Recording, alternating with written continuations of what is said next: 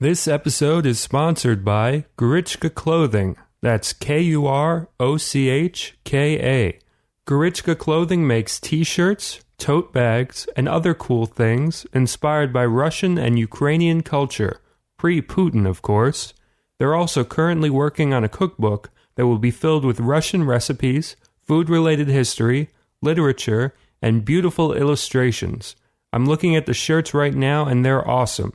They've got one that's got all sorts of drawings of what goes into a borscht soup and a big pot of the stuff at the bottom. You should check it out. Go to gorichkaclothing.com. That's Kurochka clothing.com. Or check them out on Facebook at facebook.com/gorichkaclothing. Kurochka clothing.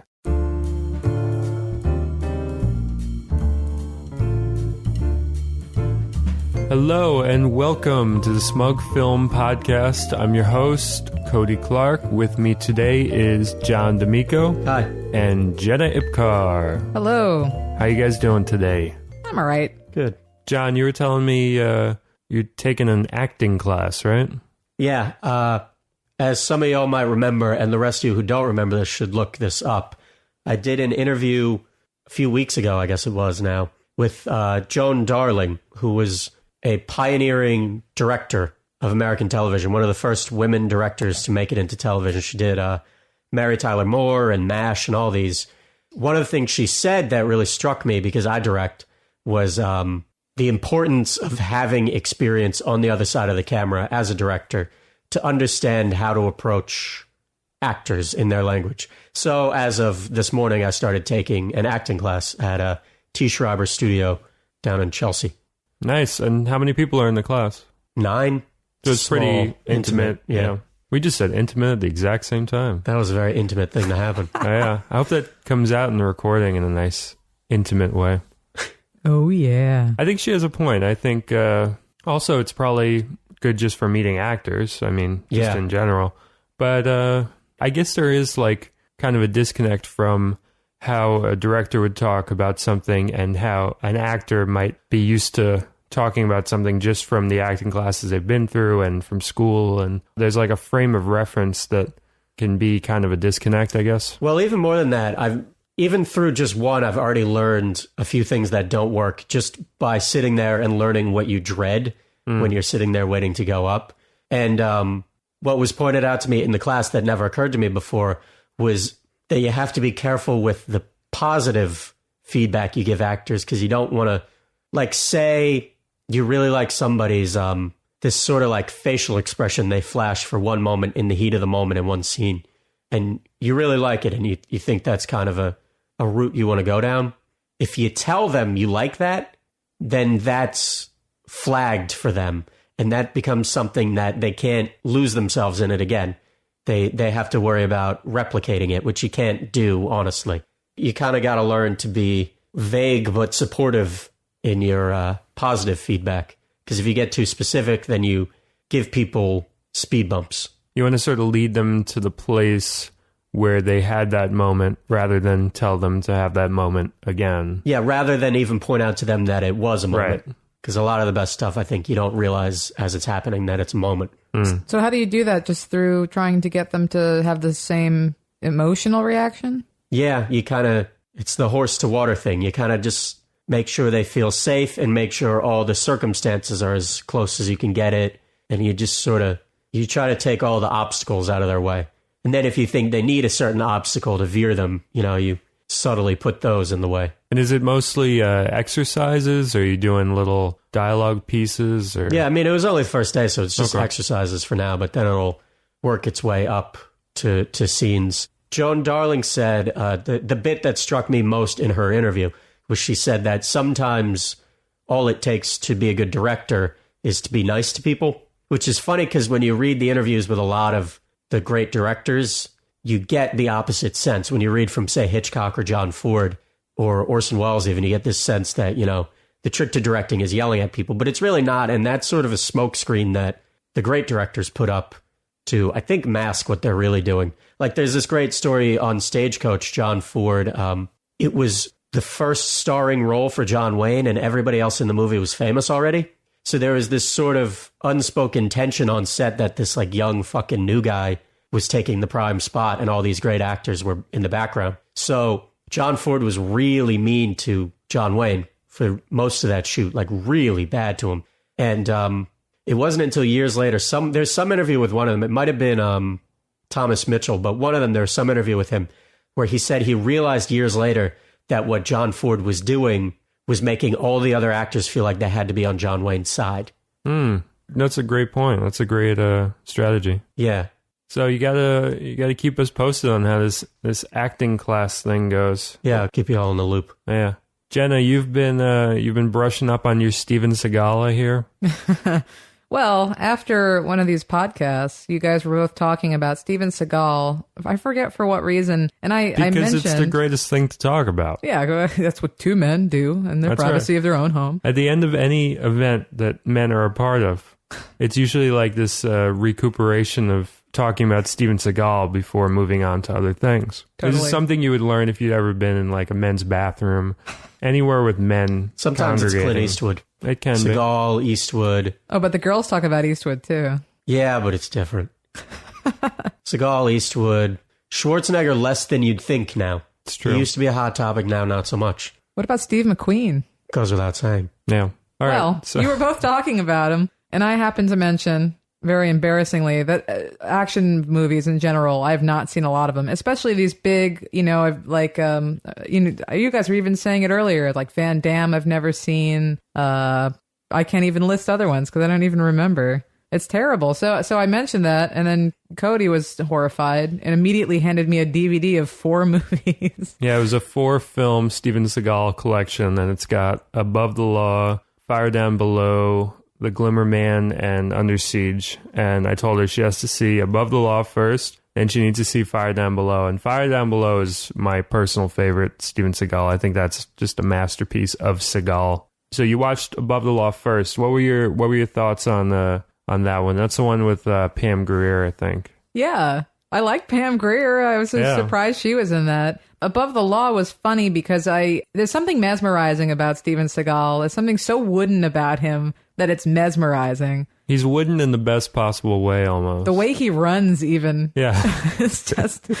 But actually, more than anything, I was just more impressed with how many languages he speaks, which maybe is partially acting, but his Japanese sounded pretty good. Well, yeah, he studied Aikido or Aikido, or however I should properly be pronouncing that. If you were Steven Seagal, you would know. But he was very high-ranking black belt in Aikido and was the first non-Japanese high-ranking black belt in that. So that was his first claim to fame, so to speak, before he started doing movies and all that. So I would assume that he was pronouncing the Japanese properly and had familiarity with that. Yeah, and I mean, overall, all in all, I mean, the plot was pretty flat. And I mean, he certainly, it's so funny when he's sort of projected as this like sexy, cool character when he's just nothing.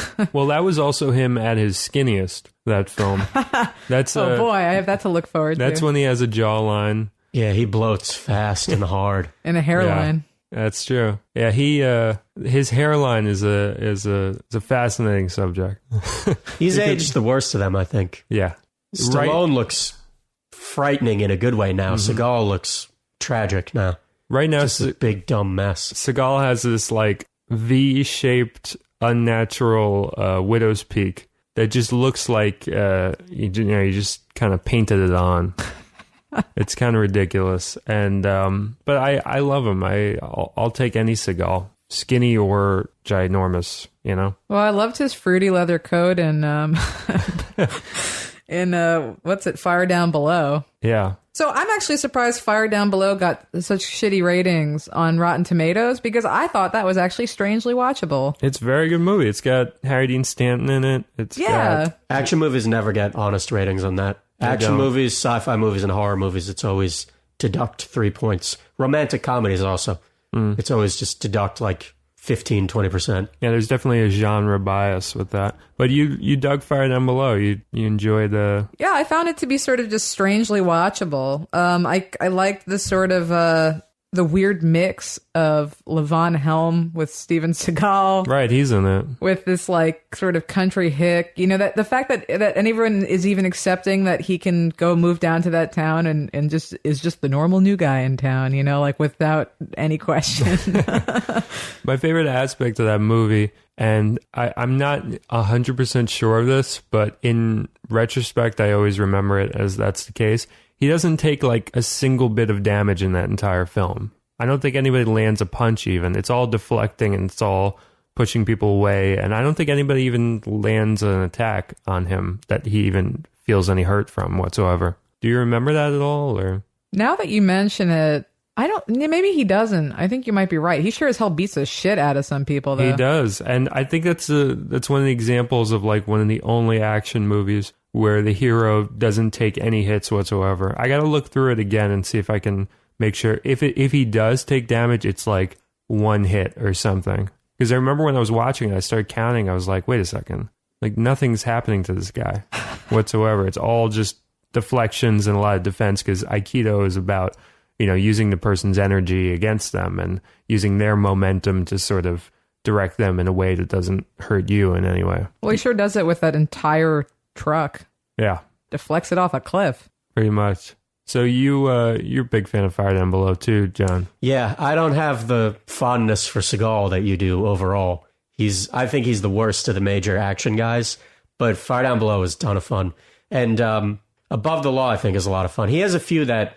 The thing with Seagal is I think he was so bad and everybody knew he was that they really stepped up the supporting cast and environment around him in a lot of those early ones, in a way that when Stallone, for example, had his real renaissance period in the early mid-'80s, nobody gave him any support in any of those movies because they didn't give a shit. You could just put the camera on Stallone, put him somewhere vaguely in LA, and you had a movie like Cobra or those.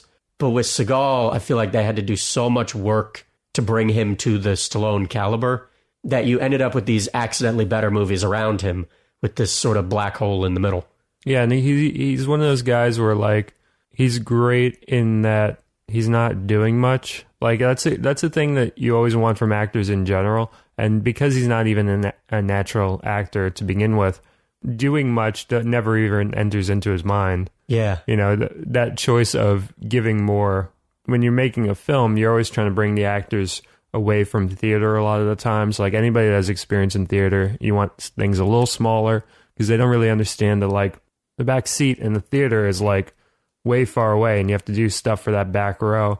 But when you're shooting a film, the back row is like sometimes 4 inches in front of your face. So you can do very small movements with your mouth and delivery can be a lot flatter and it can still come across well. He never considers the back row whatsoever. He's always very small with his dialogue and just his movements and everything. And I think it's almost like a David Mamity kind of vibe. He almost feels like he walked out of like House of Games or something.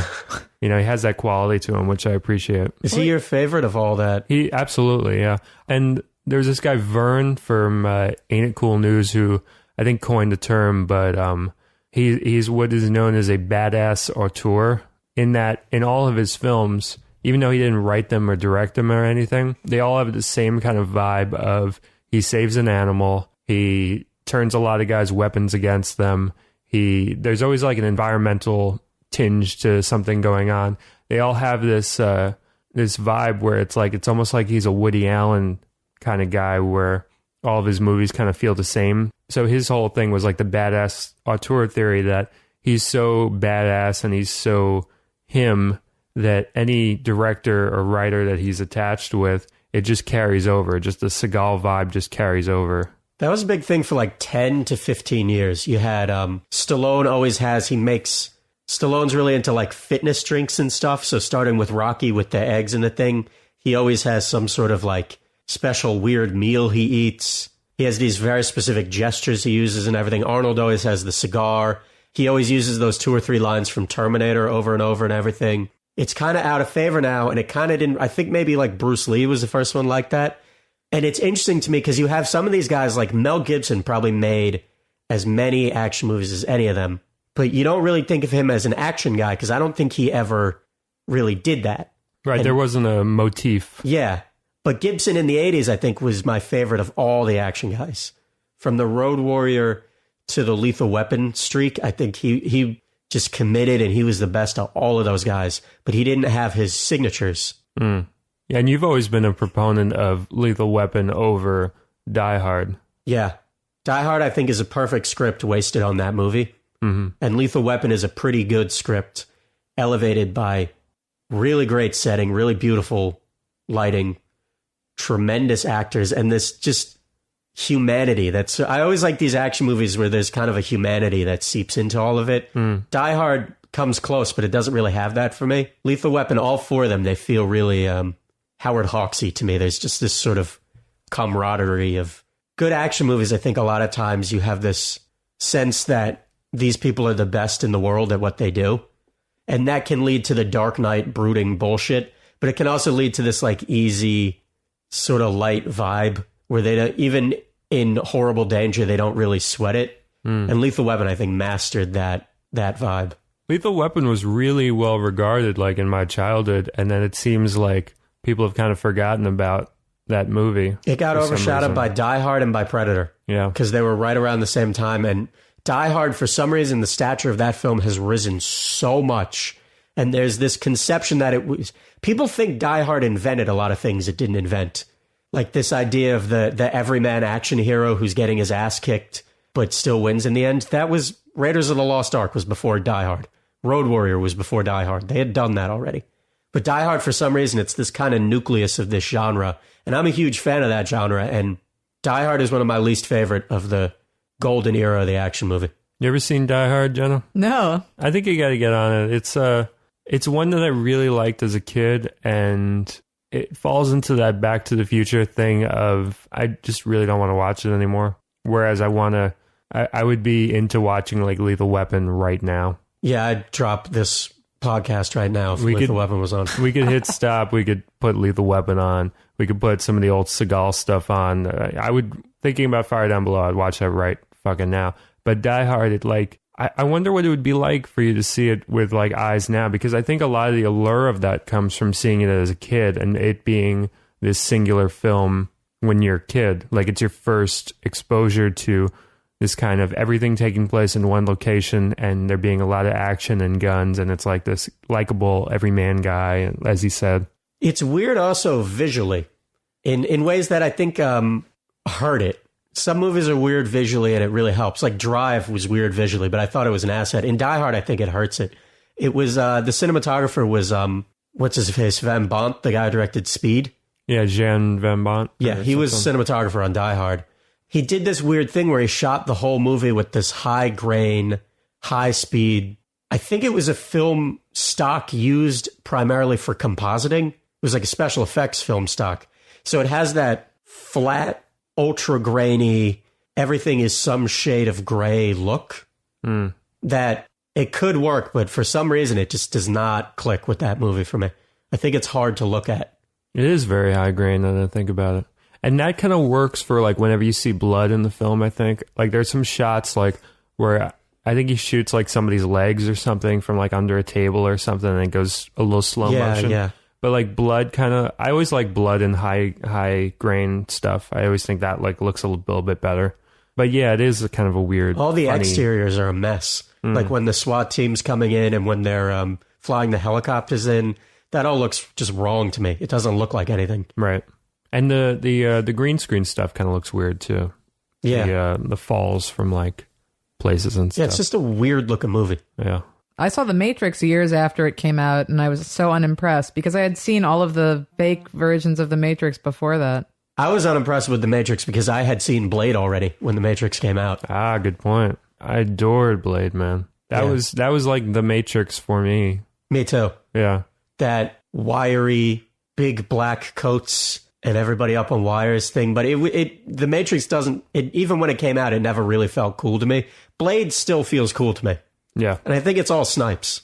And also, did you ever see that Jet Li one, The One? Yes, where he hits the guy with the motorcycle. I like that way better than The Matrix. The rules of that movie, the rules of like the universe in that film, I thought were pretty much smarter than The Matrix because it felt way more succinct. Yeah. Whereas with The Matrix, they were kind of making it up as they went on, and then made it up as they went on with like 2 and 3. Did you see 2 and 3? That was a big problem with Jenna? 2 and 3. Did you end up going? No, I never even bothered. Please, they didn't know what they were doing with the setting. They forgot what setting they were in. Yeah, in they the sequels switched. Like there was that weird like rave where it was like everybody's all like wearing tattered like brown clothing, and Blade had already written the book on how to do an action rave. Yeah, that blood rave in Blade should be in the Smithsonian.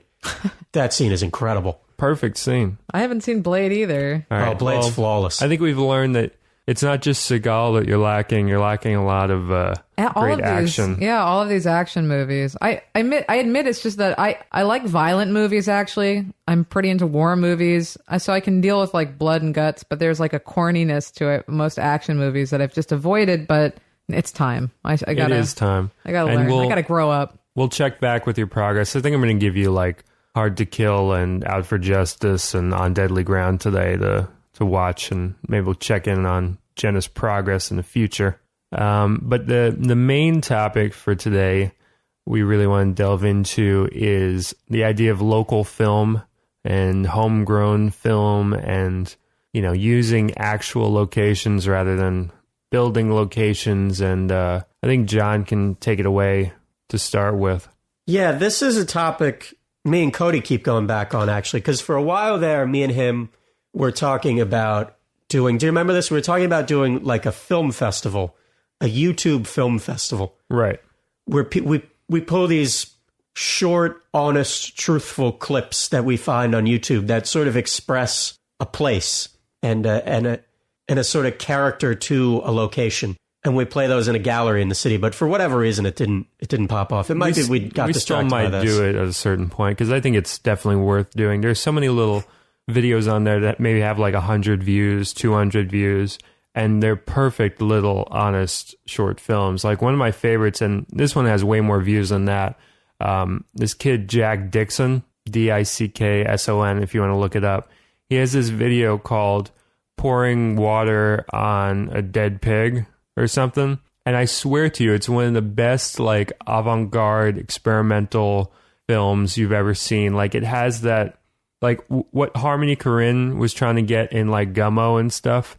Little 10-year-old Jack Dixon fucking nailed it. Okay, because he's just on his farm and there's like a dead pig, I think, and he's like, all right, we're gonna pour water on dead pig. And with maggots, it's pouring water on a dead pig with maggots is the name of it. It sounds like a fucking grindcore song.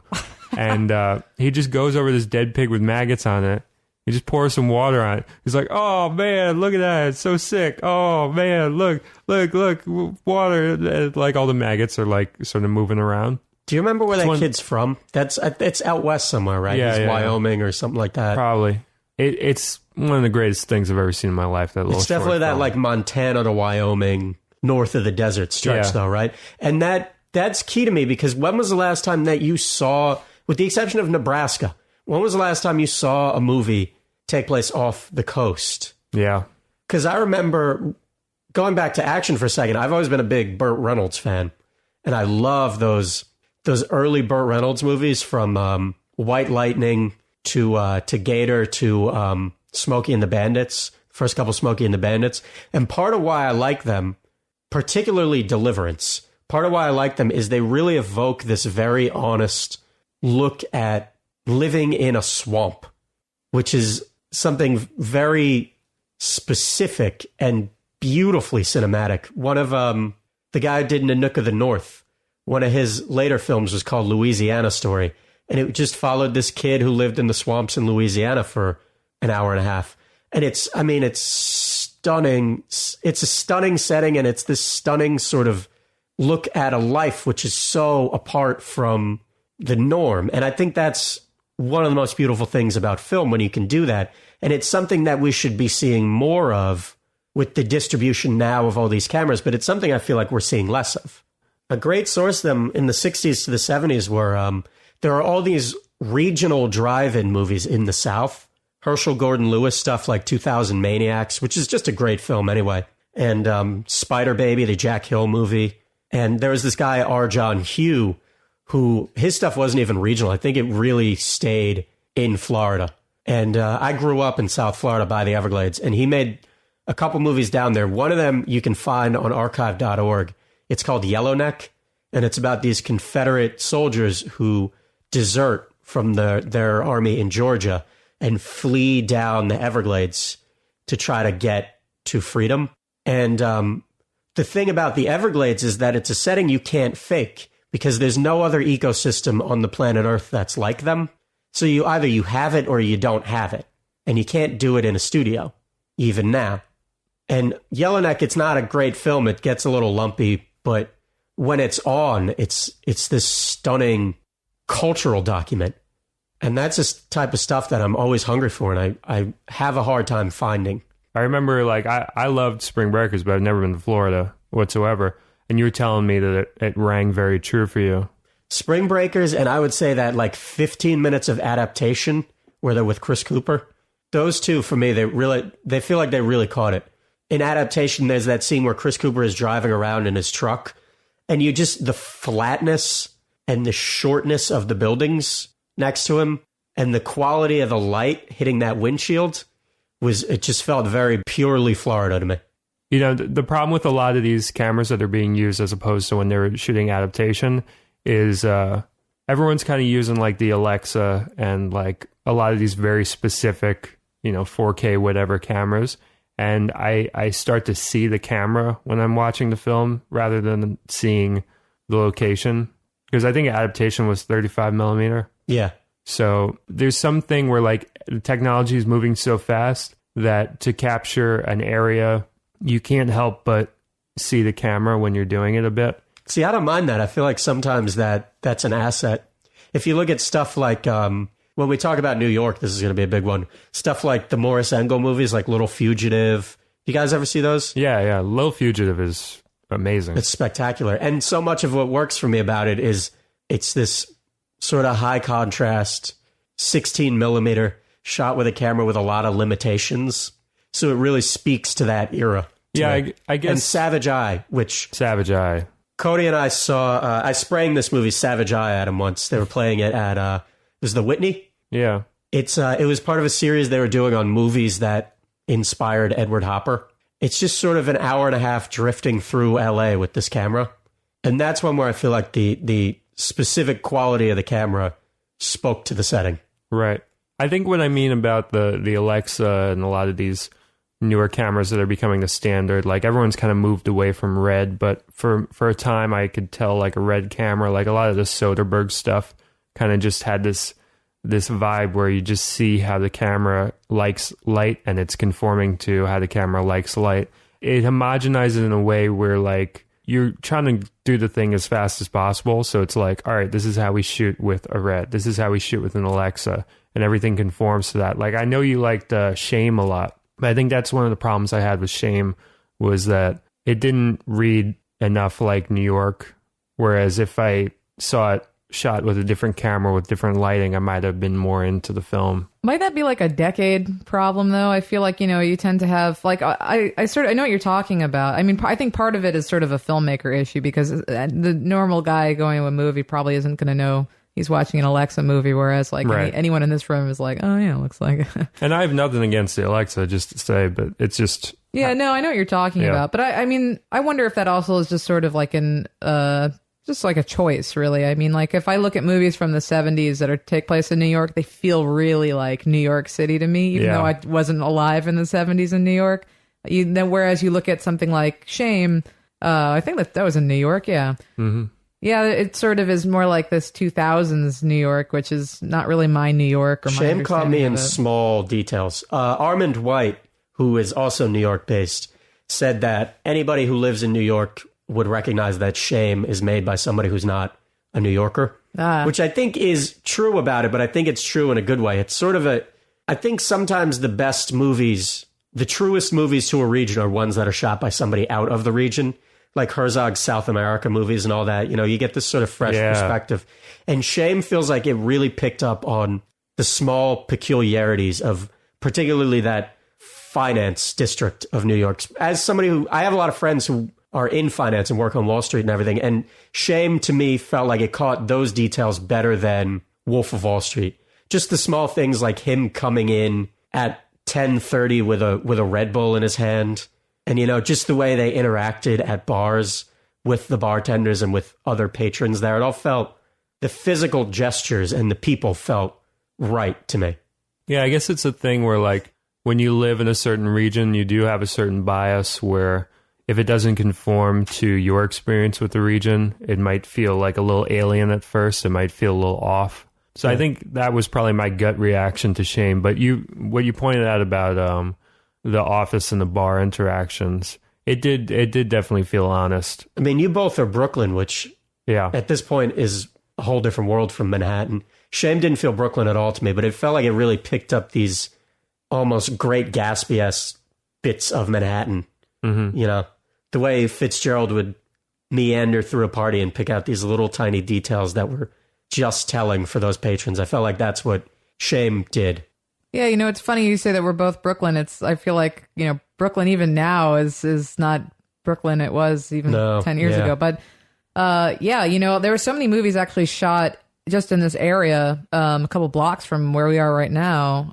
Dog Day Afternoon was shot in this area. Dog Day Afternoon was Park Slope? Yeah, it was in Windsor Terrace. Oh, wow. And I didn't know that. And next door to that was, you talk about homegrown filmmaking. The first thing I actually thought of was Blue in the Face, which was Wayne Wang. Yeah. And also it was Smoke. It was this weird, and Paul Auster wrote it. They were shooting Smoke, and then they came in under budget, or basically in between takes, they started to shoot a completely improvised movie in the same exact setting in this smoke shop on a corner, a Brooklyn street corner.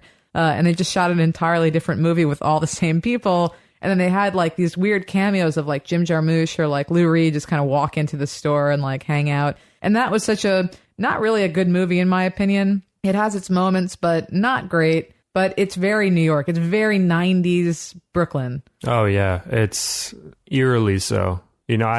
I didn't see that one until maybe a couple years back. And I wasn't even aware that somebody had captured that 90s Park Slope vibe on film before. Like, I thought we just missed it. Before I saw that movie, my only taste of that was in the very intro sort of credits crawl of the Noah Baumbach movie Highball. There's a shot where he shot it just in a car, I guess, driving down 7th Avenue in Park Slope. And it's just, it's kind of a fast shot, but it's capturing all these fronts of these stores. A lot of them gone, a lot of them entirely different storefronts now, if they're still around. And that was my like only glimpse of like this area. And I would like savor that one shot. And it's kind of like an F movie. Like most of it takes place in a party location, so you're not seeing any other exteriors other than that one long shot. But that was like my only taste of it until I saw Smoke and Blue in the Face. And I think I like Blue in the Face a little bit more than you did, just because, probably biased, just nostalgia stuff, because it's not a great movie. There are a lot of scenes that don't really work, but it might have helped if I had seen Smoke. I saw Smoke afterwards. I saw Smoke right after, because I saw Blue in the Face, and I was like, all right, well, now I have to see Smoke, and I just jumped on that right away. Smoke is a little bit more languid. It's got more of a story, and not all of it takes place in that location. Blue in the Face is pretty much that kind of Clerks, all one location, essentially, kind of vibe. Whereas Smoke, he goes like upstate at some point, and he goes around to like, there's like a chapter where he's in like the projects, I think, towards the end. So it kind of moves around a bit. And the characters are a bit different too. It's not the same characters. But I think it's really worth checking out both of those. There's together. definitely for a vibe. Absolutely. Yeah. I mean, that was the best part of it. And then there are these little cameos that are interesting. And that was, I think it was 15th Street, like right past the Circle, right past like the Pavilion. I think Dub Pies is there now. Yep. And so that was where Smoke was, that corner where Dub Pies is. Have you guys ever seen The Wanderers? Which one's that one? It's mid-70s. It's about, it's set in the 50s. It's about street gang in the Bronx called The Wanderers. Sure, it's not the Warriors? Movies, no, different. Actually, right around the same time as the Warriors. I think it was the same year. I think they're both 79. Wow. The Wanderers I think it's a forgotten classic of Bronx filmmaking. Bronx filmmaking is its whole separate genre. I'm trying to make now my second feature film in the Bronx, and it's addictive because there are so many incredible spots in that borough that have never been filmed. because nobody goes up there. Even though the old Biograph studio, the second film studio in America, was in the Bronx, and Naked City used to shoot in the Bronx in the 60s. But from the 70s on, you're looking at, you can count them on two hands how many movies were genuinely shot there. But The Wanderers is so spot on, not just for the borough, but for a specific 10-block radius of the borough, the Fordham district. A good example is there's a Army recruitment center in the middle of this complex on Grand Concourse, the intersection of Grand Concourse and Fordham Road. There's still an Army recruitment center, and it's just like it looks like a hot dog stand. And it was there in the 50s, and there's a semi-true story that there was this gang called the Fordham Baldies, who were a true gang in the 50s, who they all got drunk one night and all stumbled into this recruitment center and all signed up and all got sent to Korea. Wow. And that scene is in the movie. And it's just this small background detail in this sort of tapestry of life in this borough that you never really see filmed in this time period, that there's so much written about it that you can really do it truly. And the Bronx, unlike Manhattan and unlike now what's becoming a problem in Brooklyn, is they never really tore any buildings down in the Bronx because nobody wants to build anything there still. So you still have these street scenes where A Bronx Tale did this very well, where you can just go for blocks and blocks and blocks, and everything was built pre-World War II. So all you need to do is change the awnings a little bit and put new cars in front. Bronx Tale is a gorgeous film. Yeah. The lighting in that one, especially when he's driving the bus, I remember just the light coming into the bus and the vibe of that. Bronx Tale is wonderful. I lived in that neighborhood for a few years. My family is from that neighborhood. My father grew up there. My grandfather grew up there. And Bronx Tale and The Wanderers, I think, are the two that perfectly capture the vibe of that neighborhood and the look of that neighborhood. Yeah, I definitely have to check The Wanderers soon. That's reminding me, I actually also live next stop Greenwich Village. Yeah. I have a poster for that in my apartment. I love that movie. That's a great movie. Yeah. Also, it's meant to take place in the 50s. They shot it in the 70s, but all about Greenwich Village, and great. That's a great New York movie. I thought Inside Llewyn Davis was I thought there were a lot of small structural homages to Next Stop Greenwich Village. I felt like it was really in conversation with that movie. Yeah, well, yeah, certainly the same block, Yeah. McDougal. The same coffee shop. Yeah, Reggio. And then also The Landlord, talk about other Brooklyn movies. Hal Ashby's The Landlord was also about, just gentrification, which is actually really interesting now, seeing how much things have absolutely shot up, even, since the 70s. That's pretty clear throughout New York, but even in Brooklyn. And they shoot these right up by Prospect Heights. Mm. New York's tricky, and I feel like London and LA are tricky in the same way, probably Paris too, in that there are all these movies that are New York that are not shot in New York and not shot by people who really know the layout of New York, which is fine, but you have this sort of, like all these romantic comedies where people live in New York and everybody is walking along these stretches of brownstones and everything's really nice and clean. That's not New York. That's Hoboken. It's a different city. And Avengers was a good one. Avengers could spend 3 hours in New York and you never once felt like you were in a place. Mm. And Law and Order, I didn't think was a very good show, but Law and Order was very good at capturing a place. But now the later Law and Orders and all these other crime shows that shoot in New York now, they never feel like they captured, you never feel like you're located anywhere. Yeah, setting is like an afterthought with a lot of these. Setting, I feel like, is starting to be lost on the top tier of television and film production. Mm. Because now you set up one square block and green screens on either side, and you shoot it in Toronto. Exactly. And it can be anything. And there's small details that you lose, and small details are what make a setting. A lot of people don't know that about green screen. They still associate green screen with big budget special effects and explosions behind people and people flying through the air and all that. The actual practical application of green screen now is, I know there's a great reel of like green screen examples that are just normal examples, and I'll put a link to it on the blog post for this. There was shots from like Ugly Betty, that show, where like they were shooting essentially on a green screen and it looked like they were walking down a block just talking and stuff, and they never were at that location whatsoever. And a lot of these shows, they're using green screen for fucking everything. I remember in watching the behind the scenes for the movie Master and Commander, and it struck me actually because they're on Madagascar for part of it, and there's one scene where they just wanted to get one character to go up a cliff and then see a ship in the distance. Oh, Paul Bettany. I remember that part. Yep, but that was all green screen because they actually wasn't anywhere near a coast. They just wanted that nice cliff, and then they just basically green screened the whole ocean. That's amazing. I would have no idea. Yeah, I remember that shot because I watched that fairly recently. That's a great movie. It's so good. I gotta check that one out. You know what blew me away though? And I guess it means that you could do this to an extent even before green screen if you knew what you were doing. The day I learned that Seinfeld was shot in LA, I didn't even know what to do with myself. Yeah, that was an eye-opening one for me. Seinfeld is so spot on. Seinfeld, I think, is closer to New York than most things that were shot in New York in that time period. It's a little eerie. It's like even the way that they stand. Yeah. It's like it's down to that level where like... And that's what really matters. The small things like, well, they have scenes where it doesn't matter, but somebody's double parked in the background. Yeah. Just small cultural touches. They nailed that one. And when you were talking about McDougal before, it reminded me the intro on Louie. That walk from West 4th Street, you know, the A and the F and all those, to the Comedy Cellar, you know, coming on to McDougal and all that. That little walk is a walk that I actually used to take to an ex-girlfriend of mine's house, well, apartment, who was across the street from Comedy Cellar. So that exact Louis walk, I know that walk so well, past like the pizza place on the corner.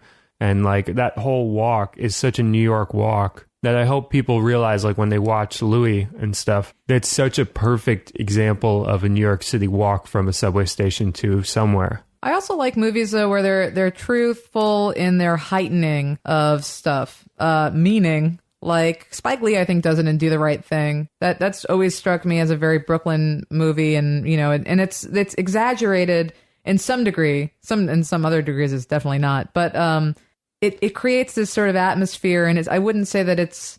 I don't know. You guys think it's homegrown? I feel like that he has such a style. Really yeah. I think emotionally it came from such a specific emotionally definitely block, you know, like Do the Right Thing is one of those movies. I feel like truly great movies setting wise from a location, whether it's New York or Tulsa, will not be New York. They'll be like 3rd and Smith in Tulsa, where in Do the Right Thing's case, it was so specific to Bed-Stuy. There was so much about that movie that was down to the best scene in Do the Right Thing is when there's the white guy wearing the Celtics jersey who's lived in Bed-Stuy his whole life. But there are so many little cultural touches of a white guy wearing a Celtics jersey in Bed-Stuy and what that means and how it doesn't even matter that he's lived there his whole life to a lot of people there.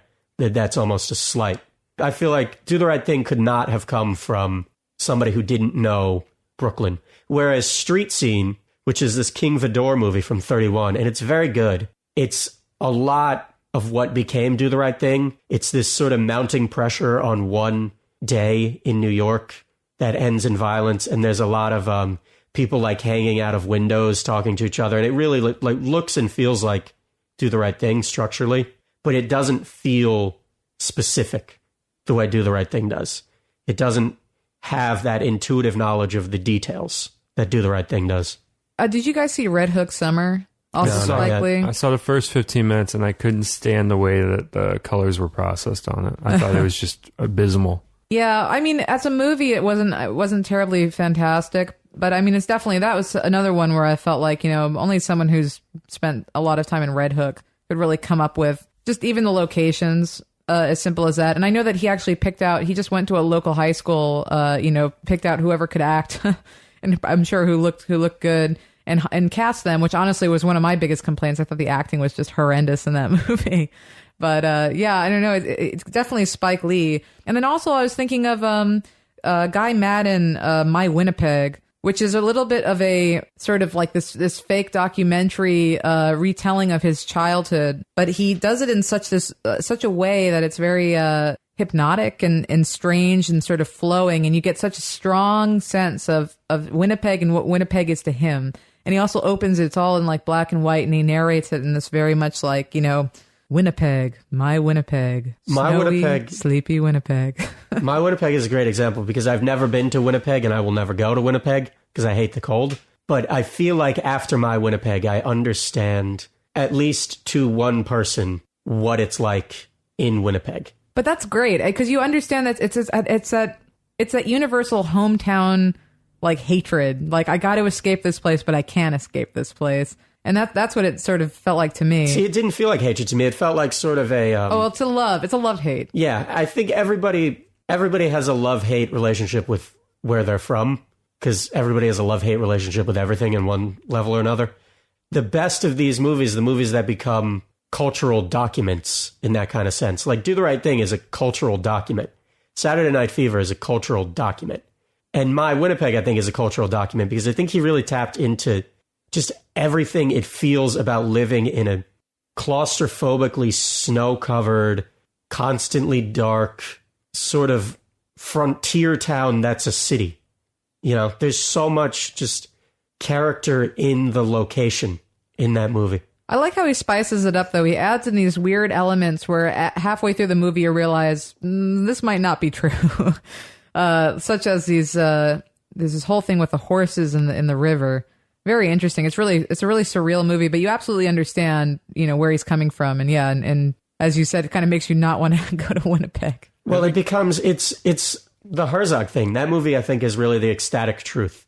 It's not the facts about Winnipeg, but it's the truth in your heart about that place. I think another example along those lines, probably my favorite example, now that I think of it, is Buffalo 66, where I've never been to Buffalo, but I know so much about his emotions about Buffalo from that movie, and the look of that movie, and the cold, and he shot that film with color reversal stock, which is what was used to shoot like old football games. Like, it was never really used as like to make a movie, but he used that because it for some reason that nailed the perfect Buffalo vibe of capturing these cold, wintry, walking around, needing to pee, going into like a coffee shop and them like kicking you out. Like, just this cold, harsh vibe of Buffalo, New York. It has that same vibe where like he's capturing a lot of this ugliness, but he's capturing in this gorgeous, ugly, beautiful sort of way. And I think, he's very well received by the Japanese, and they have that kind of like ugly cute. I forget what their term for it is, but they have like this word for when something is ugly cute rather than something that's cute or something that's ugly. And I think Buffalo 66 is very ugly cute, where he'll pick out aspects of like a dingy bowling alley, for instance, that are gorgeous, but maybe somebody going in there for like 20 years would never pick up on these tiny aesthetics, these very small moments that are the beauty of this location. One guy I really love for this kind of stuff is Eagle Pennell. He did a bunch of movies in Texas. I've only managed to see two of them, Last Night at the Alamo and The Whole Shooting Match. And they're both black and white 70s movies shot small scale with just grants from Texas art commissions. I think both of them were Houston. They were like East Houston, which is part of Texas I've never been. It's like Central West Texas. I've never been there. But just from two movies, from a total of maybe 3 hours, you get a really strong sense of life there. They say with The Whole Shooting Match, it's about, it's kind of like Slackery. It's just sort of like one of those hangout movies. And they say he, without realizing it, made a movie about alcoholism, because just everybody there is drinking in every scene. And it didn't occur to him. It was just, part of the flavor of that space that he was working in. Have you ever seen Wake and Fright? Oh, yeah, Wake and Fright's great. That's another one about drinking. Talk about that. That's directed by Ted Kotcheff, who also directed the first Rambo movie, which I think is a great one to experience the Pacific Northwest with. That movie just is in love with the Pacific Northwest. Well, Wake and Fright, I mean, that's like a never go to small town Australia movie. That's actually a good example, I think, of these sort of hometown, because it's basically this guy trying to get to basically across the country so he can fly back to London to see his girlfriend, and he gets stuck in this like small town. I'm totally spacing on the name of the town, and he just sort of falls in with these locals. And then his life just spirals out of control from there. And it's just the drinking in that movie, like you feel like you have a hangover by the end of it too. So the question is, do you have to be from a place to make a great, honest movie about it. Because Ted Kotcheff is neither from Australia or the Pacific Northwest. He's from Toronto, I think. I think some things are universal. Like Wake and Fright, to me, also as someone who's never been to Australia, it seemed like it was, certainly very damning of Australia. It wasn't exactly a positive movie, but you can also apply what happens in that film, I think, to any sort of small town. And then again, I'm also a total city slicker, so that's kind of me maybe also being negative. But that idea of this sort of a sinister quality to these sort of small town, everyone doing the same thing, everyone knows each other. That seems a little more universal to me than only specifically about Australia, whereas that movie is definitely very much so about Australia. It's like even David Lynch can kind of do that too, I think. I think at this point I would be more interested in a movie about small town, rural America or England or Australia or whatever that doesn't think there's something sinister underneath it. When was the last time you saw a movie set in like the calm, quiet suburbs at the heart of America where somebody wasn't murdered, Hey, all the serial killers live in the suburbs, man. Not what's his face, not Son of Sam. Yeah, he was the only one. He was a pretty good one though. Yeah, he was all right. He was big. I think it takes a certain sensitivity if you're gonna make a film about a setting that you don't have much experience with historically, just something that you've come to and you've noticed things. Just as you guys were talking, I was thinking about Baghdad Cafe and how overimposed the look of that film is. It feels like they had in their mind the look of the film that they wanted for that movie. Yeah. And it has no sensitivity to what it would actually be like. It just feels off. It was a French filmmaker, I think, that made that. I might not be 100% on that. And it just feels like it's so fake and there's no authenticity, and it's just it's so grating within like the first 5 minutes of like these tourists that are coming through this town, and they have all these bags and stuff, and just the editing and the way it's shot. I think the editing ruins it in a lot of ways, and I think editing and how you cut something.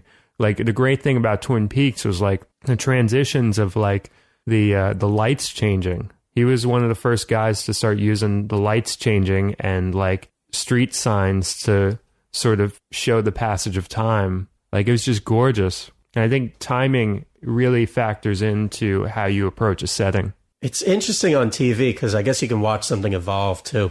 Because I mean, Homicide, my God, the way that captured Baltimore and captured Baltimore over a spread of years, you learn a lot about Baltimore. You could watch that show on mute and feel like you understood that city. And Naked City, which I mentioned before, which was this TV show that recently they just released the whole show on DVD, so y'all should get it. It was shot in the early 60s. It was a crime show, all shot live, handheld in New York City. And it is a priceless historical document if you're interested in the city. Because they just, through the course of the show, wound up in every neighborhood, in every borough. And there's these small moments where you just learn something about the space that nobody would ever consciously preserve. Like I was watching one the other day where they went on they were on a police chase down on the west side in the 70s, and they cut through what's now Boat Basin, that bar. It's under the highway 79th, and it's like this kind of like nice, fancy waterfront bar. But they go to that location in the 60s, and it was this giant, gorgeous fountain. And it's just gone now, really, without record. And I feel like it's so important that we have filmmakers, particularly young filmmakers, willing to just go out and film where they are. Because the beautiful thing about film is film will destroy time. And it will destroy the regency of time over space. So if you do an area right, you can preserve that one-of-a-kind emotional and physical undercurrent of that neighborhood forever, and nobody can touch it. And if you do it wrong, you blow it. Yeah, like Vincent Gallo owns Buffalo, New York. Woody Allen, to an extent, owns a certain part of New York. John Ford still owns Monument Valley, and it's been half a century. Yeah. But he just shot it so well. And David Simon now, of course, owns Baltimore. Yeah. And owns Louisiana to a certain extent with Treme. Hey, what about Nebraska? Alexander Payne. Did you see that? No, I still haven't seen it, but I'm really excited to because I feel like it's a great example of. That's a all small this. town, not a non-sinister movie. Really? Yeah. You probably, I mean, it has this sort of melancholia aspect, but it's not about the city. I can't think of the last one before that. Maybe that movie Beautiful Girls with Michael Rappaport and Natalie Portman. Which is a pretty good movie. That was a good movie. But it's like once a decade you get a small town movie where somebody doesn't get killed. That's more of a 90s thing, and you kind of almost have to look towards more family-friendly stuff. I think, once you get to like G and PG, then you start seeing these small town and suburban areas presented in just like a storytelling way rather than something bad's going on. Which is interesting because Pete and Pete, I think that old TV show, Pete and Pete, which was a kid's Great show, yeah. That nails suburban New Jersey in the early 90s. That is spot on with a nail gun. Just you cannot touch it. It was shot in the Oranges, and it's just this perfect. Yeah, the house in the beginning. I had a friend when I was a kid in West Orange, and it was his house is in the beginning of really. It's not the house that they use for the actual show. It's the house where they're standing and playing on the lawn, that song and all that. Oh, with the lawnmower? I guess so, yeah. Wow. Yeah, that's his. That was his house. They got kicked out of that town in the third season, so it's West Orange for the first two seasons, and then it's somewhere else for the last one. It might have been South Orange now that I think of it, but I don't know. Anyway, it was his house. It's a directional orange. It's orange. I guess to bring it back, just a quick mention to when you were talking about dealing with kids and finding them in high schools and stuff, how you felt like with Red Hook Summer, they weren't that good and stuff. When I saw recently in the Michel Gondry film, The We and the I, they nailed being on a bus right after school lets out in the city and like all the kids on the bus and all their big conversations and loudness and like playing pranks on each other and throwing things at each other and everything. They got that so well. And the kids were all immaculate. And apparently he spent like 3 years with them finding the right kids, finding these great kids where they could get this authenticity. And he really worked hard on that one. It shows. Like it's tight. It's you can't get like a hair through it. Like it's seamless. And these kids are all fantastic in it. So that's one definitely to check out if you want that kid vibe, if you want that, and I think right as I just said the word kid, I was like, oh, kids, perfect example of an overimposed aspect where like there are those long scenes in kids of talking, and it feels like this almost Altman-esque overlap that they wanted in that film that didn't necessarily pertain to how they would necessarily talk. There are these honest moments in kids, and then there are these disjointed moments that just feel like, oh, let's do a scene like that. Let's do this like that. And it just feels like too many different things. But there are great moments in kids, like small, tiny bits of like walking into a corner store, walking out of a corner store that just feel perfect.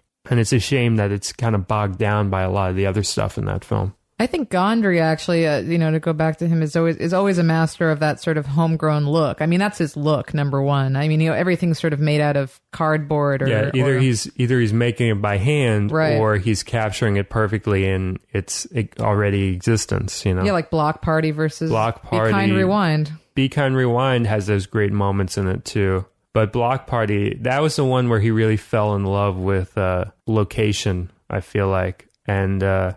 That Block Party, Be Kind, Rewind, The We and the I thing, you can really view it as almost a trilogy. It really has that carryover through line. I think Be Kind, Rewind is probably the weakest of the three, even though it has some great moments in it. It really captures that Passaic area, though. It does, yeah. At its best, that's what it's doing. You know what does these really well? Horror movies. Because when I'm thinking about that Passaic area, and the best I can come up with for Hoboken, Jersey City, Passaic, all that is the Toxic Avenger. Oh, yeah. Absolutely. Toxic Avenger. Those Trauma movies in the mid-'80s really are spot on. Trauma had it down. Absolutely. So what would your picks be if you had to pick one movie that you think perfectly captures the place you know as you know it? Probably Woody Allen. I think he really captures, Annie Hall. Not that, but that's maybe what I think of when I think of New York, as I'll think of Annie Hall, whereas that's not really maybe the New York. Blue in the Face is like that's 90s New York I grew up in. But I don't know that I want to point to that movie as like the end all of New York City. Sure. I think Noah Baumbach, Squid and the Whale, definitely. Yeah. That was like, we grew up in the same exact area, Jenna. And did you relate to that one? Like the looks of like the interior of the houses and like the blocks and stuff. I felt like that was pretty crystal clear, Park Slope. Yeah, it definitely. I think it's more of your side of the slope than my side of the slope. And Mr. Jealousy is another film of his that really captures that 90s New York vibe, and that kind of expands a bit into Manhattan. There's some shots in like Brooklyn, some stuff in Manhattan around like the IFC Center kind of vibe. That really captures it very, very well, and much better than like Francis Ha. Like I feel like Francis Ha was so artificial. Yeah, agreed. It was just so overimposed to bring it back to like what I was talking about with Baghdad. But it's kind of it is reflective of Brooklyn now in a lot of ways. But for me, it felt really detached. Yeah, I can't go out and find it. I can't go out and experience it. It's like this. It feels like a lie, essentially. Whereas he's somebody who previously, I would say, really does capture areas remarkably well. What about you, John? You got Florida, you got Jersey. What's true to you, John? Sopranos. Sopranos really nails the interplay. The life of Goodfellas does this too. The life of an Italian who has family in and out of the city, and in Jersey and in New York State and in the city, and this sort of just bouncing around between these three poles, and just all the small details down to the songs that are playing and down to the way people drive, the way people dress, what people expect of each other in their family dynamic. I think Sopranos and Goodfellas really hit that New York, New Jersey Italian thing very well. My mother, she lived in Brooklyn her whole life until she was like in her late 20s and fled. And that was like the 70s. And she lived in, I forget the name of the neighborhood, but it's where Saturday Night Fever was filmed. Bay Ridge? Bay Ridge, yeah, she's Bay Ridge. And her friend growing up had that job in that paint store that John Travolta has in Saturday Night Fever. Wow. Mixing the paint in that specific paint store in Bay Ridge was her friend's job. So she's, to this day, she says the best possible look at Brooklyn in the 70s and why she left New York for a few years is Saturday Night Fever. Actually, Serpico talk about, places that are unflattering about New York. That's a very New York movie. I think in both like context, you see all these places. And I always think about, there's that one scene where he goes to a party and he's, the one cop, at this party with a bunch of like hippies. And he's trying to talk to people and trying to be friendly, but everyone keeps dismissing him. That's a great scene. Yeah, and then he turns to his girlfriend who's throwing the party and goes, how come all of your friends are on their way to becoming somebody, but nobody's actually anything? Everyone's like, oh, yeah, I'm an actor. What are you in? I work in a restaurant, I feel like that's very New York. That's a New York party. To me, the ultimate one is, for that era anyway, is Taking It Pelham 123. Yeah. Taking It Pelham 123, just the demographics on that subway.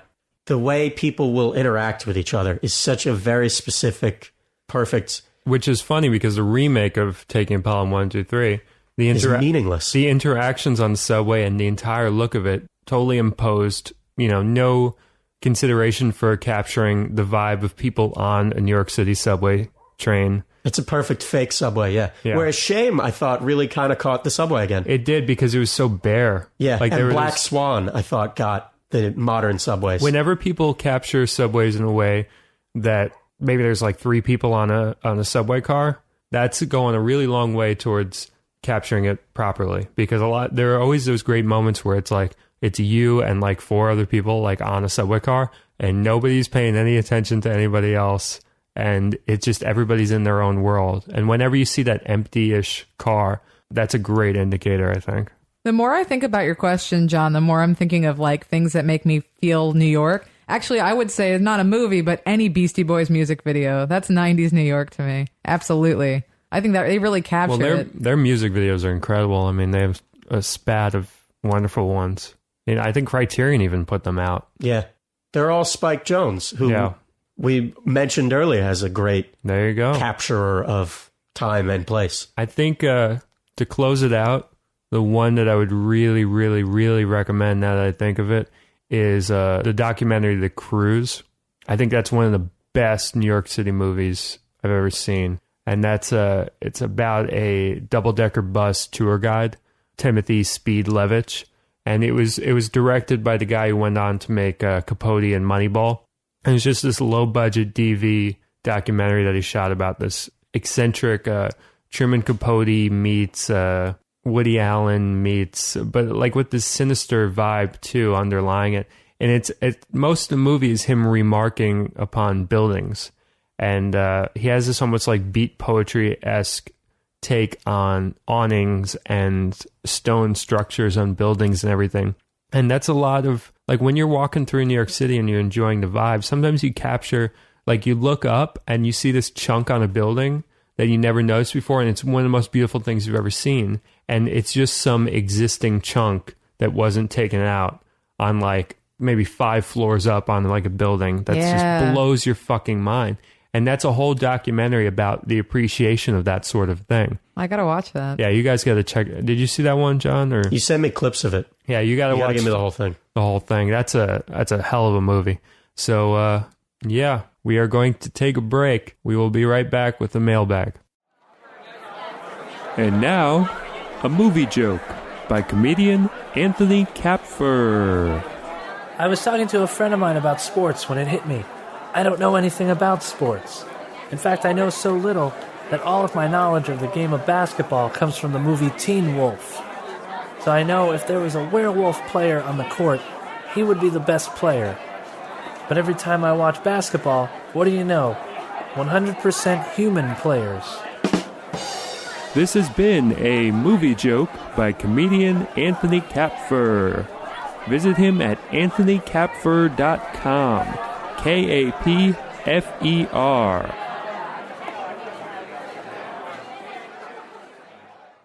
Bob wants us to talk about Sinatra's great movies. I guess he likes Sinatra as an actor. I haven't really seen much Sinatra. Have you guys seen him as an actor? I've really only seen the musicals. So neither of you have seen Manchurian Candidate, is what I'm hearing?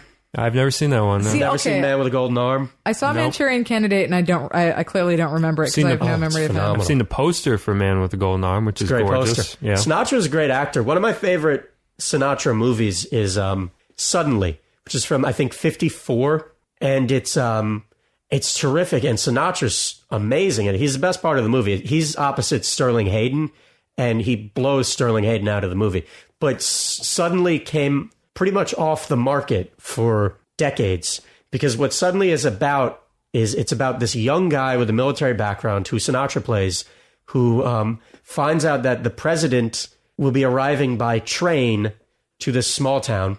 So he finds a house on a hill, and he brings a bolt-action rifle to the house and sits in the window of the house with this bolt-action rifle waiting for the president to come by to snipe him in the head from a distance. Oh. So once November 22nd, 1963 happened, Suddenly was pretty much off the table. Right. For a very long time. But it's really good. There's this kid in it. There's a child actor, and that subplot's garbage. But all the stuff where it's just about Sinatra preparing for this, and he's just getting into the space of a guy who's going to kill the president. He's terrific in it. He's got those bright eyes, and he looks so sharp in camera. He's got the Gibson thing where his eyes just like when he wants to can look so menacingly crazy. Sure, just from their clarity alone. So that's definitely one. Maybe that'll be the first one to check out. I think it's public domain. It's worth checking out. Yeah, we'll take a look. This next one is from Frank, and he wishes to be named in full. Frank H. Robinson, photographer. That's how he wants to be credited. You know, we try and accommodate our fans here. His question is, who do you think would win in a fight? Paul Thomas Anderson or Paul W.S. Anderson? Which is, of course, who directed Resident Evil and a bunch of those other ones. Who do you think would W.S. win? could probably get Jovovich on his side. That's an asset, right? She's a little wiry. She can.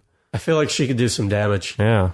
I bet Paul Thomas Anderson has like a whole cast of people just waiting in the wings to... His waiting in the wings cast would be better. Let's put it that way.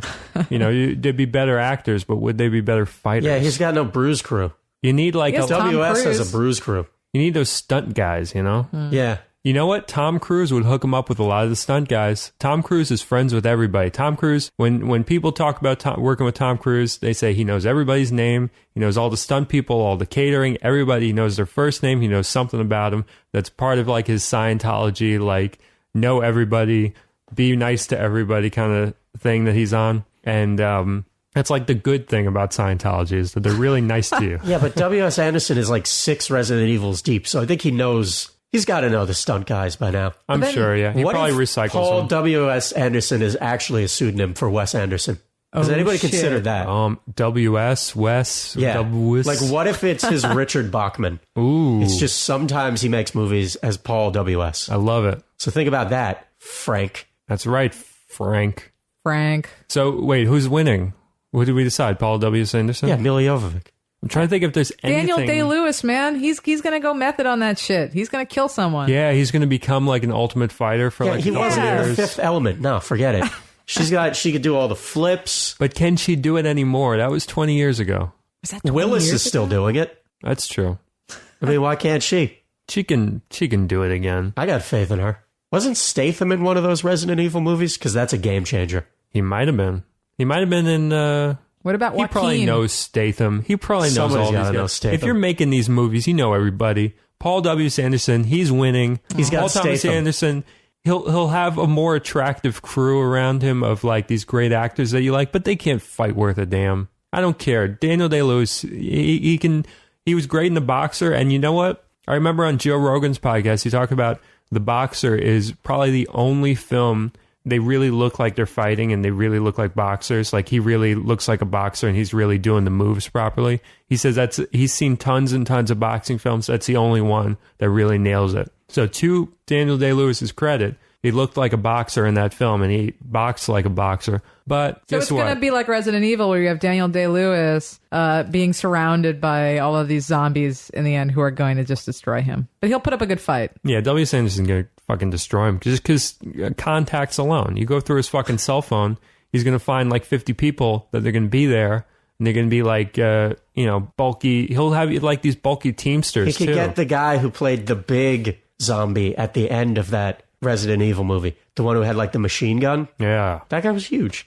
there you go. Plus, again, he's definitely just Wes Anderson under a pseudonym. So he could get all the Wes Anderson guys too, which includes Bruce Willis, There you go. includes Ed Norton, he just looks very angry to me all the time. Yeah. He'd probably want to hit somebody.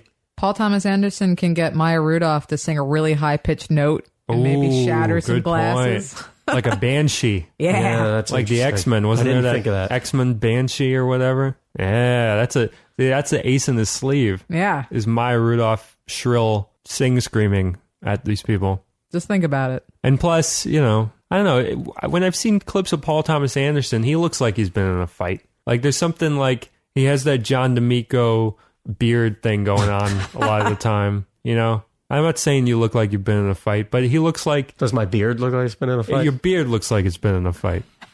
Your beard's seen some action. Yeah, I'm going to agree with that. That's fair. All right, next question. This is from Carlo, and he asks, who would you pick to play yourself in the lead of a film about your life? And he says, spoiler alert, the answer for Cody is David Cross. Apparently he thinks I look like David Cross. Do I look like David Cross? I don't think you look like David Cross, but I would love to see David Cross play you. I don't see it. I don't see it either. Who would I pick for myself? Who would you guys pick? I got to think about this one. Tony Jaa. Tony Jaa, that would be great. You know what? You kind of look like Tony Jaa. No, I don't, but there's no reason it has to be someone who looks like me. No. You kind of look like Tony Jaa. Your face, your shape. I'm going to put like them next to each other on the website or something. There's something there. There's some crossover. I only said Tony Jaa because I'm looking at a Tony Jaa poster right now. But guess what? You're right. There's something about you. There's a Tony Jaa. Tony Jaa is probably like a foot shorter than you, but whatever. I was briefly a monk in Thailand also, so we have that in common. There's something about your eyes. I'm just saying that there's a Tony Jaa vibe there. I can see it. Put him in a beard, give him some glasses, put some coffee by him and some notes and a Sharpie and some headphones. That's my jam, yeah. All that stuff is jeans very me. and black socks and his coat on the floor. I think that might be Jenna's. No, that's mine. That's yours. All right. Then Tony Jaa, John D'Amico. How about you, Jenna? It's got to be one of those like funny, cute, whatever girls that get all those roles now. You know, that's like a thing, right? Who? I was just gonna pick someone I thought was attractive, and then just be like, oh, you Do you young want Jane Tony Fonda. Jaa? You could have Tony Jaa. I'll switch. Right. Jane Fonda? Young Jane Fonda and Barbarella, the story of my life. Oh, wow. A Jenna story. All right. I'll take Tina Fey. I feel like most chicks will take Tina Fey. You know, whenever I'm on one of those fucking dating sites or whatever, everybody self-describes as Tina Fey. All those girls. Yeah. It's always, I'm Liz Lemon. It's probably just because they enjoy eating cheese and like crying at night. You know, it's like Yeah. it's pretty universal. Tracy Morgan. I can see it. But that's a weird thing. Like, people love that fucking show. I never got into it. 30 Rock was great. Oh, Yeah. God. Stop ganging up on me. Oh, that was a great show. In my ears, I just heard, two angry people. And made me very claustrophobic. 30 even though Rock's you're cool because it was like far away from me. a parody of Mad Men at the same time Mad Men was going on. Like That- they were essentially the same show separated into a different era, and one of them was a comedy. I've never seen Mad Men either. But Mad Men's good. They're both great. But the Jack Donaghy, Liz Lemon thing, Yeah, I can see it. I mean, it was perfect Peggy and Don. Yeah. And now 30 Rock's gone, and the Peggy-Don dynamic has changed so much that it's unrecognizable. So it evaporated. That moment was gone. I'm guessing Don is John Hamm, right? Yeah. All right. And Peggy is somebody? Elizabeth Moss. Oh, okay. She's terrific.